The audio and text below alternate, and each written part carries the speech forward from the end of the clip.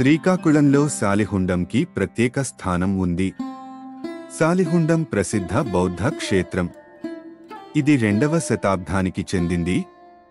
ఇక్కడ పురావస్తు శాఖ జరిపిన తవ్వకాల్లో ఎన్నో కట్టడాలు, బౌద్ధ స్తూపాలు, దేవతా విగ్రహాలు బయటపడ్డాయి. దాని బట్టి ఇక్కడ 2వ శతాబ్దం నుండి 12వ శతాబ్దం వరకు బౌద్ధ వంశస్థులు నివసించేవారు అని ప్రతీతి. తవ్వకాల్లో బయటపడ్డ విగ్రహాలను పర్యాటకులు చూసే విధంగా ఒక మ్యూజియంలో భద్రపరచారు. ఆ విగ్రహాలలో ఒక భారీ విగ్రహం దర్శనమిస్తుంది. ఆ దేవత బౌద్ధ వంశస్థుల యొక్క ఆరాధ్య దైవం. ఆ దేవతని షడ్భుజ మరీచి అని, సూర్యశక్తి అని పిలిచేవారు. ఆ మరీచి విగ్రహాన్ని గమనిస్తే 3 ముఖములతో 6 చేతులు కలిగి 7 గుర్రాల రథంపై నిల్చుని దర్శనమిస్తూ యాత్రికులని ఆశ్చర్యపరుస్తుంది. ఇప్పుడు మీకోసం ఆ మరీచి దేవత యొక్క అసలైన విగ్రహ రూపాన్ని చిత్రించబోతున్నాను.